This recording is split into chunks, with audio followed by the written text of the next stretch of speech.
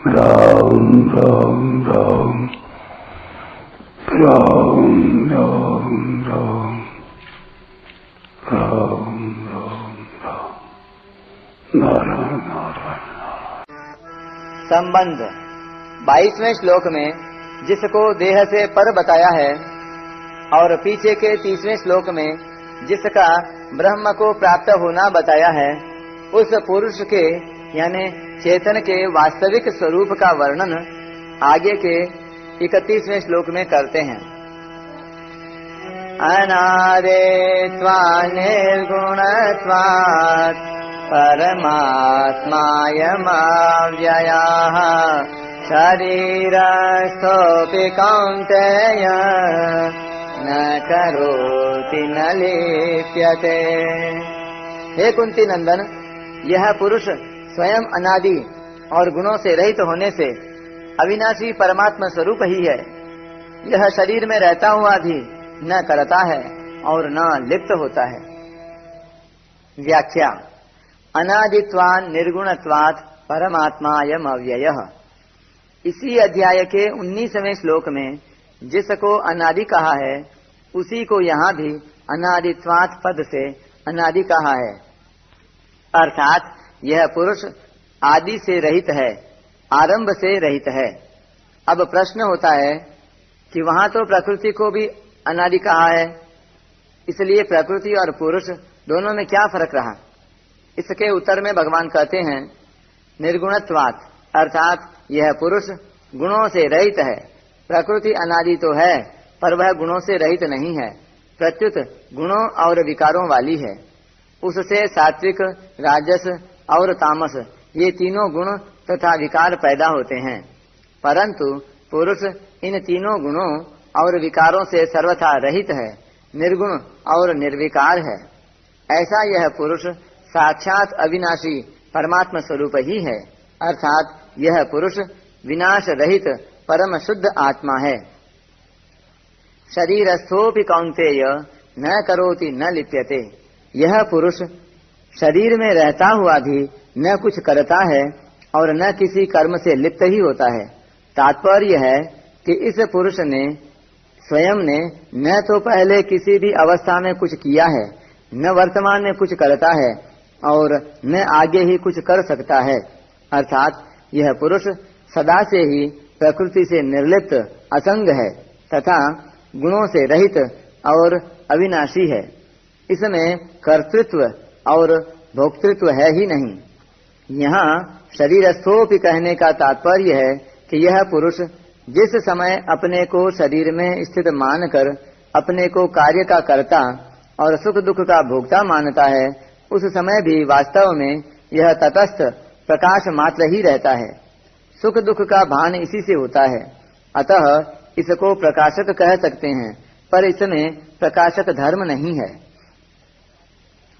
यहाँ अपि पद से ऐसा मालूम होता है कि अनादि काल से अपने को शरीर में स्थित मानने वाला हरेक प्राणी यानी चींटी से ब्रह्मा पर्यंत स्वरूप से सदा ही निर्लिप्त असंग है।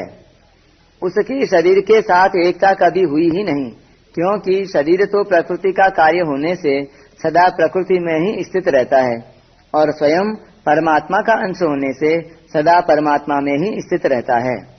स्वयं परमात्मा से कभी अलग हो सकता ही नहीं।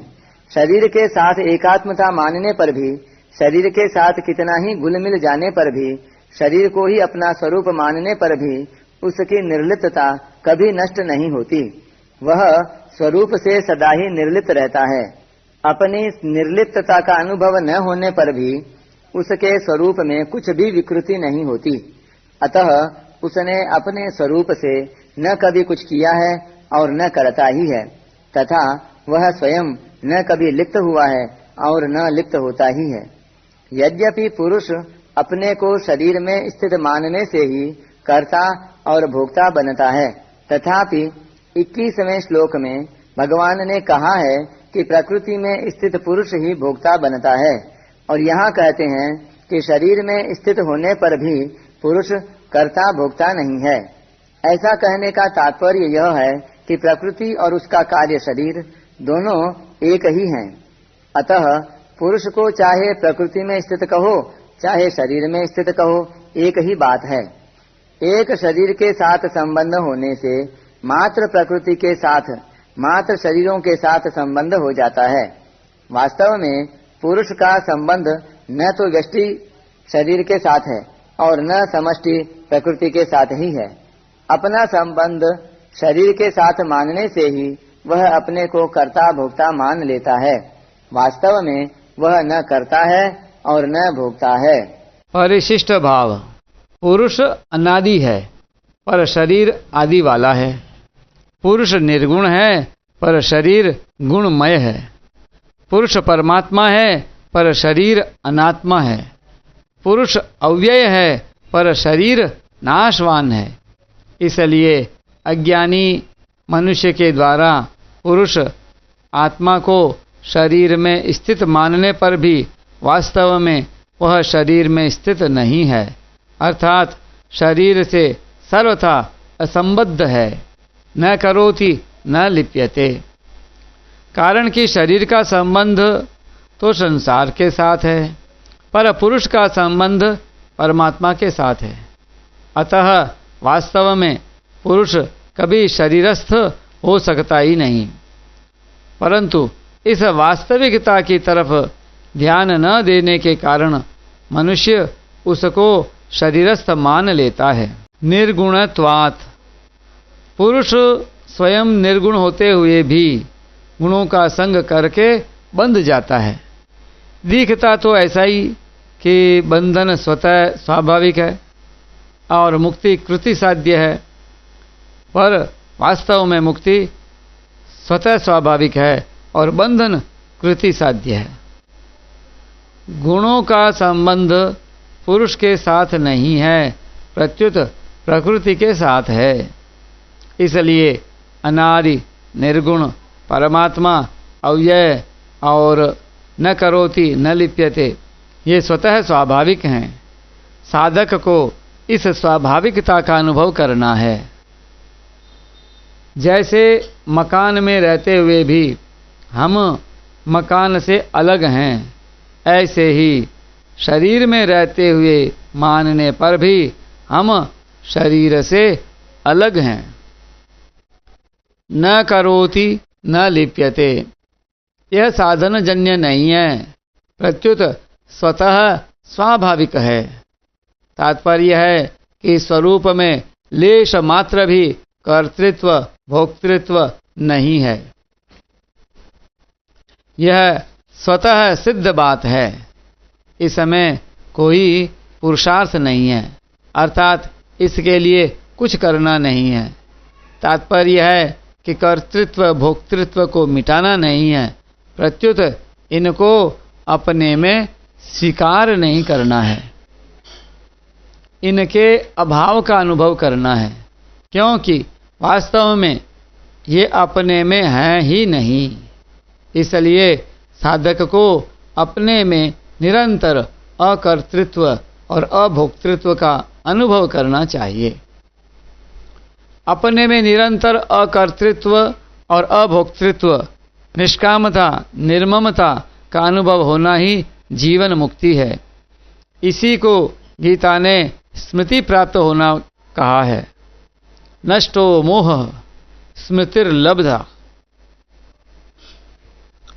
अगर स्वरूप कर्ता और भोक्ता नहीं है तो फिर कर्ता और भोक्ता कौन है, यह विचार किया जाता है। पहले यह विचार करें कि कर्ता कौन है। शरीर कर्ता नहीं है, क्योंकि यह प्रतिक्षण अभाव में जा रहा है। मन बुद्धि चित्त तथा अहंकार ये चार करण हैं जिनको अंतःकरण कहते हैं। यह अंतःकरण भी कर्ता नहीं है, क्योंकि करण कर्ता के अधीन होता है, परंतु कर्ता स्वतंत्र होता है। स्वतंत्र कर्ता। करण तो क्रिया की सिद्धि में अत्यंत सहायक होता है। साधकतमम करणम। इसलिए करण के बिना किसी क्रिया की सिद्धि होती ही नहीं। जैसे कलम स्वतंत्रता से नहीं लिखती, प्रत्युत वह तो लिखने का एक साधन है, करण है, जो लेखक कर्ता के अधीन होता है। अतः करण कर्ता नहीं होता और कर्ता करण नहीं होता। दूसरी बात, यदि करण में कर्तापन है तो फिर सुखी दुखी स्वयं क्यों होता है? यदि करण सुखी दुखी होता है तो हमें क्या नुकसान है? सत स्वरूप भी कर्ता नहीं है, क्योंकि मैंपन तो प्रकृति का कार्य है। वह प्रकृति से अतीत में कैसे संभव है?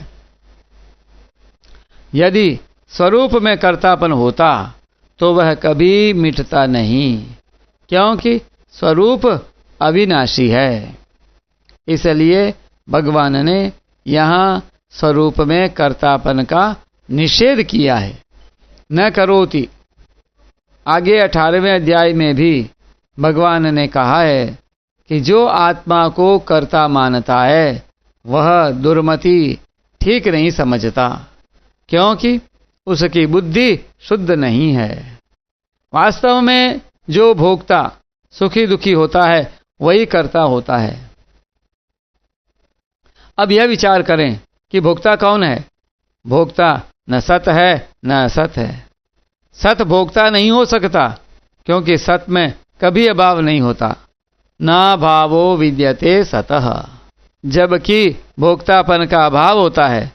न लिप्यते, असत भी भोक्ता नहीं हो सकता, क्योंकि असत की सत्ता ही नहीं है। ना सतो विद्यते भावः, असत में चेतनता भी नहीं है, अतः उसमें भोक्तापन की कल्पना ही नहीं हो सकती। तात्पर्य यह हुआ कि कर्तापन और भोक्तापन न तो सत में है और न असत में ही है। सत असत के संयोग में भी कर्तापन और भोक्तापन नहीं है, क्योंकि जैसे दिन और रात का संयोग असंभव है, ऐसे ही सत और असत का संयोग भी असंभव है। अतः कर्तापन भोक्तापन केवल माने हुए हैं। कर्ताहमिति मन्यते। जब साधक विवेक पूर्वक शरीर से सर्वथा संबंध विच्छेद कर लेता है, अर्थात मैं मेरापन को मिटा देता है, जो कि वास्तव में है नहीं, तब न कर्ता रहता है न भोक्ता रहता है, प्रत्युत एक चिन्मय सत्ता रहती है। इस प्रकार अपने में कर्तापन और भोक्तापन के अभाव का अनुभव होने पर साधक मुक्त हो जाता है, अर्थात कर्ता भोक्ता नहीं रहता, प्रत्युत शुद्ध स्वरूप चिन्मय सत्ता रह जाता है। न करोति न लिप्यते पदों का विवेचन भगवान ने आगे 32वें 33वें श्लोकों में किया है।